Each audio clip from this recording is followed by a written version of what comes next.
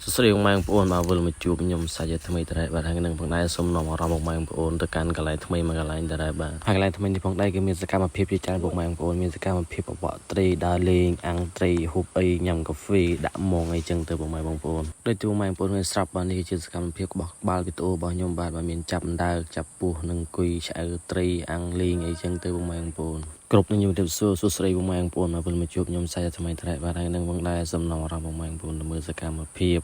ដូចបងម៉ែបងប្អូនទៅឃើញស្រាប់គឺថ្ងៃនេះបងឯងគេចេញម៉ូតូពីផ្ទះនឹងធ្វើដំណើរទៅម្ដងបងប្អូនថ្ងៃនេះផងដែរគឺខ្ញុំធ្វើដំណើរចេញទៅ4នាក់បងប្អូនបាទមានកយ៉ាងធីនិងវងលានឹងខ្ញុំជា4នាក់បងប្អូនបាទបន្ទាប់ពីខ្ញុំចេញដំណើរមកសន្ទុះមកយើងក៏ម្ដងវងមូតមកបាំងបងប្អូនព្រោះយើងចេញដំណើរទាំងពីព្រឹកដែរពេលចឹងមានការហេបាយអញ្ចឹងបងប្អូនយើងជួយញ៉ាំបាយទ្របពោះសិនមុននឹងចេញដំណើរទៅកន្លែងដែលយើងមកបកត្រីទៀតបងប្អូនបាទបន្ទាប់ពីយើងញ៉ាំបាយញ៉ាំអីហើយយើងក៏ធ្វើដំណើរចេញទៅទិញបន្លែប្រឡុកដើម្បីធ្វើជាម្ហូបទុកនៅក្នុងព្រៃអញ្ចឹងបងប្អូនវិញព្រោះដំណើរដែលយើងទៅគឺផ្លូវរៀងឆ្ងាយដែរបងប្អូនបាទបន្ទាប់ពីយើងរកបន្លែរកអីហើយយើងក៏ធ្វើការចាក់សាំងស្គួរទុកសម្អីខ្លាច់អស់តាមផ្លូវអីចឹងបងប្អូនបាទហើយផ្លូវដែលយើងទៅនេះផងដែរគឺចេញពីថ្មបាំង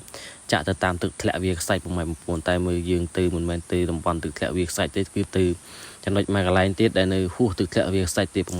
បងប្អូនបាទគឺបាត់ទៅខាងឆ្វេងដៃវិញយើងជិះម៉ូតូមកស្ទុះហើយយើងក៏មកដល់ផ្លូវចូលផងដែរបងប្អូនបាទយើងក៏ធ្វើការសម្រាកម៉ូតូនឹងគិតគ្នាថាទៅតាមផ្លូវណាផ្លូវណីអីចឹងបងប្អូនបើផ្លូវនេះម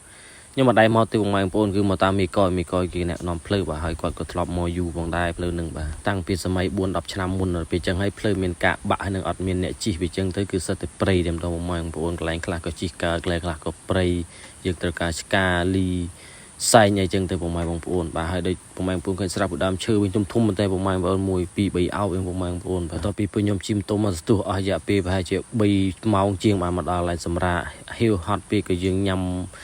នេះបងប្អូនកន្លានហើយយើងក៏បន្តដំណើរដើរទៅមុខទៀតដល់ប្រហែលម៉ោងទៀតតែមិនដល់បងប្អូនហើយនិយាយថាទ្រីបមួយជាងនេះគឺគ្រប់ទឹកមកមីកយនាំមកដូចនាំធ្វើបាបចឹងបងប្អូនបាទហើយនេះផងដែរគឺយើងធ្វើការមកដល់កន្លែងសម្រាប់ក៏ដល់អូហើយដើម្បីហេវទឹកបងប្អូនបន្ទាប់មកយើងក៏ចេញដ្រូនបោះមើលថានឹងដល់ស្ដីប្រហែលប្រហែលគីឡូទៀតនឹងដល់ដំណាក់ដែលយើងត្រូវទៅលេងនឹងគប់ត្រីនឹងបងប្អូនបាទរួមទៅបងប្អូននៅផ្លូវដែលទៅនឹងគឺឆ្ងាយមែនទែនទាំងជិះម៉ូតូទាំងការដើរនឹងមានការលំបាកមែនទែនបងប្អូនបាទខ្ញុំអត់រីកមិនបងប្អូនទៅគឺឆ្ងាយណាស់បងប្អូនអើយនេះបន្ទាប់មកយើងក៏ធ្វើការដើរមកទទួលនឹងអស់រយៈពេលធំប្រហែលជាបើយើងគិតទាំងដើរទាំងជិះម៉ូតូបងប្អូនប្រហែលជា4-5 ម៉ោងបានមកដល់កន្លែងនេះយើងគប់ត្រីហើយកន្លែងនេះយើងនេះគប់ត្រីផងដែរគឺយើងមកដល់គឺពេលល្ងាចតែម្ដងប្រហែលជាម៉ោង5ម៉ោង6ល្ងាចអីដែរបងប្អូនដល់ពេលអញ្ចឹងហើយមហូបក៏អត់អីក៏អត់យើងទិញតែបន្លែមកពីផ្ទះដល់ពេលអញ្ចឹងហើយយើងក៏សម្រេចចិត្តធ្វើការពាត់មងអ៊ូមងនឹងបាញ់ត្រីទាំងយប់មកបងប្អូនបាទលោកបងប្អូនឃើញស្រាប់បាទគឺមីកយគាត់មួយចបាញ់ត្រីហើយខ្ញុំក៏ពាត់មងបងប្អូនបាទដើម្បីបានជាមហូបពេលល្ងាចអីចឹងទៅបងប្អូនបើមិនចឹងទេគឺអត់មានអីញ៉ាំទេយើងល្ងាចនេះតោះពេលខ្ញុំពាត់មងអ៊ូមងតែធីវិញជាអ្នកចាប់ពោះបងប្អូនចាប់ឃើញវីដេអូគាត់បាទគាត់អត់ខ្លាចទេបងប្អូនចាប់កវីកវត្តបោកពេញនឹងបងប្អូនហើយបន្ទាប់យើងចាប់ពូនតែក៏វានៅចិត្តតំណាក់យ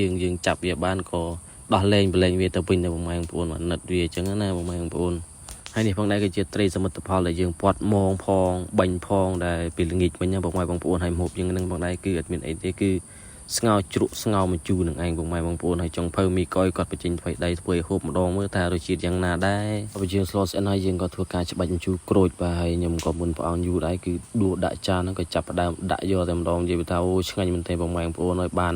នមួយផ្លែតធ្វើមួយផ្លែតហូបមួយផ្លែតអញ្ចឹងគឺឆ្ងាញ់មែនទែនអង្គុយញ៉ាំបាយជុំគ្នាស្ដាប់សូរសៀងសัตว์យំអីចឹងទៅអាំងភ្លើងទៅពេលរាត្រីទៀតអូកប់សេរីបងប្អូនអើយមិនអាចនិយាយបានតែម្ដងខ្ញុំរ៉ែរ៉ាប់បោកបាច់អស់យូរហើយយើងក៏មកដល់ពេលរាត្រីដែរបងប្អូនបាទគាត់ណែសុបល្អជូគេបាទបន្ទាប់ពីយើងភ្ញាក់មកគឺអរុនសុស្ដីពេលព្រឹកនិយាយថាទេសភាពនៅតំបន់នេះស្អាតមែនទែនងើបមកបែកអាប់ឈឹងបងប្អូនបាទហើយមេឃក៏ចុះទៅចាក់យើងក៏មកអាំងភ្លើងចឹងមុននឹងយើងញ៉ាំកាហ្វេបងប្អូនមេកយគាត់ធ្វើការឆុងកាហ្វេបងដែរបងប្អូននេះបាទគឺយើងកន្លែងដែលយើងញ៉ាំកាហ្វេគឺនៅមុខតំណាក់របស់យើងតែម្ដងគឺទឹកថ្លាដូចកញ្ចក់យើងបងប្អូនបាទអង្គុយញ៉ាំទឹកមើលទេសភាពអូតែបើនិយាយពីប្លង់ទៅលើវិញស្អាតណាស់បងប្អូនអើយមេឃចាប់ផ្ដើមបើកពលឺថ្ងៃមកហើយតំបន់នេះផងដែរគឺនៅពុះពេញទៅដោយព្រៃក្រាស់ខ្មឹកតែម្ដងបងប្អូនបាទដល់ពីខ្ញុំញ៉ាំកាហ្វេញ៉ាំអីហើយក៏ធីនិងលីក៏ចាប់ផ្ដើមសាមកបងប្អូនតែខ្ញុំវិញវាជាណាស់ចុះលឹបទឹកបងប្អូនបើមិនអញ្ចឹងទេគឺជាប់ជើងបងប្អូនព្រោះត្រីវាពាន់ចូលក្នុងថ្មពីអញ្ចឹងធ្វើការលឹបបានយើងស្រាវរួចអីចឹងណាបងប្អូនហើយប ព្រឹកនេះផងដែរគឺត្រីរបស់យើងគឺចាប់ជាប់សត្រីឆ្លាំងបងប្អូនមិនដឹងថាឆ្លាំងក៏មិនដឹងថាតនៀលទេបងប្អូនបើវាធំពេកគឺចង់ប្រព័ន្ធកពួនដៃបងប្អូនគឺ1ម៉ោងនេះបានប្រហែល 4-10 គ្រាប់ដែរបងប្អូនបាទដូចបងប្អូនឃើញស្រាប់បើគឺធំមែនតើបងប្អូនត្រីបាទបន្ទាប់ពីយើងសាម៉ោងក្រហមហើយខ្ញុំក៏ធ្វើដំណើរទៅសាម៉ោងពីដៃទៀតទូចនៅខាងក្រៅនោះបងប្អូនហើយដូចបងប្អូនឃើញស្រាប់បាទទិដ្ឋភាពតាមស្ទឹងនិយាយពីថាថ្មដែលប្រដប់ដើរឡើងចុះបងប្អូនហើយចំណែកត្រីគឺសាប៊ូមែនតើវិញតំបន់នេះគឺនៅឆ្ងាយបងប្អូនខ្ញុំផ្លេចប្រាប់គឺនៅហៅថាចិត្តក្បាលព្រែកតាពាំងរូងបងប្អូនហើយខ្ញុំនៅតាំងពីចកាយជ័យធ្វើដំណើរចាក់ទៅឆ្ងាយមែនតើព្រមទៅដល់ទីនោះហើយខ្ញុំក៏សង្ឃឹមថាទៅដល់នោះគឺមានប្រឡងបោះត្រីនិងសាប៊ូត្រីបងប្អូនតែអ្វីដែលខកនឹងគឺថាពេលទៅដល់នោះគឺមានគេមករកត្រីដែរបងប្អូនតំបន់ឆ្ងាយឡើងមករកត្រីប៉ុន្តែយើងក៏មិនខំណងដែរម៉ោងយើងដាក់1ម៉ោងនៅបងប្អូនអើយធំមកឆ្លាំងឲ្យតនៀលចំណែកត្រីដែលយើងដាក់បានព្រឹកមិញបងប្អូនគឺយើងឆ្លាំងហ្នឹងឆ្លាំងមិនថាឆ្លាំងឬក៏តនៀលបងប្អូននឹងហៅត្រីអីទៅរៀងធំដែរតែពេលអញ្ចឹងខ្ញុំក៏មិនសូវស្គាល់ដែរយើងក៏ធ្វើការអាំងហើយត្រីដែលយើងនៅសល់ខ្លះយើងធ្វើរៀនដើម្បីឆ្អើបងប្អូនព្រឹកហ្នឹងយើងបាយយើងទៅចេញទៅបបឲ្យបងប្អូនវាអញ្ចឹងយើងមានតែធ្វើរៀនទៅចោលទុកនៅតំណហ្នឹងទៅបងប្អូនបាទនេះដូចបងប្អូនឃើញស្រាប់បាទគឺត្រីរបស់យើងដាក់មកព្រឹកមិញគឺបានប៉ុណ្្នឹងដែរបងប្អូនបាទតែមុននឹងយើងចេញទៅបបបងប្អូនបាទគឺយើងធ្វើការស្លុកហូបបាយដើម្បីយកកម្លាំងដើម្បីដើរមួយថ្ងៃនេះមិនដឹងថាយើងដើរទៅដល់ណាទេបងប្អូនហើយក៏មិនដឹងថាគប់ត្រីបានឬក៏អត់ដែរបងប្អូនបាទហើយម្ហូបនេះផងដែរគឺអត់ដូចគ្នាទេបងប្អូនឃើញស្លតែពេលល្ងាចមិញស្ងោមជូរព្រឹកឡើងស្ងោជ្រក់បងប្អូនបាទក្នុងព្រៃមានតែប៉ុណ្្នឹងទេហើយត្រីយើងអាំងក្រៀមនឹងនិយាយពីថាអូឆ្ងាញ់ណាស់បងប្អូនហើយមើលតែខ្ញុំដួសបាយនឹងត្រីនឹងទៅដឹងហើយក៏ហមឆ្អិនឆ្អើតែម្ដងបងប្អូនពីបាយឆ្អិនម្ហូបឆ្អិនយើងក៏ធ្វើការដួសនឹងចែកគ្នាញ៉ាំទៅតាមកន្លែងរៀងខ្លួនអញ្ចឹងដែរបងប្អូនខ្ញុំបានមួយមកដាក់ក្នុងចានមកអង្គុយហូបអញ្ចឹងទៅបន្ទាប់ពីហូបម្នាក់ឯងហើយយើងក៏មិនសូវឆ្ងាញ់គេថាអង្គុយហូបជុំគ្នាតែម្ដងទៅបងប្អូននិយាយថាម្នាក់អូពឺតញ៉ាំបានស្រស់ជាងបងប្អូនបាទបន្ទាប់ពីយើងញ៉ាំបាយញ៉ាំអីហើយក៏ចេញដំណើរទៅបបកត្រីតែម្ដងបងប្អូនបាទនិយាយថាគ្នា4នាក់ដល់ទៅ4បងប្អូនបាទគឺហើយទៅស្ទឹងដែលយើងបបកនឹងមិនដឹងថានៅកន្លែងណាមានលងនេះគឺតែថ្មដាច់ស្អាតមែនតែនបងប្អូនហើយគឺយើងចេះតែដើរទៅផ្សងព្រៀងទៅរហូតដែរព្រោះកន្លែងនេះ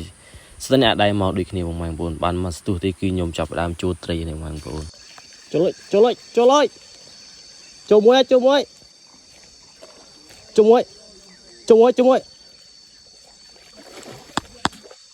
ចូលមួយ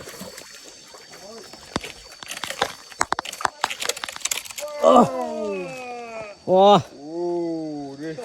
trời dạ trời mùi thôi trời hơi đi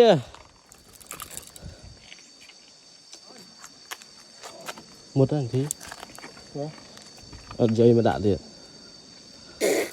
trời dạ chân liệt hả bông người thì chân liệt đi trời dạ chỗ mùi ai ngoài có raហ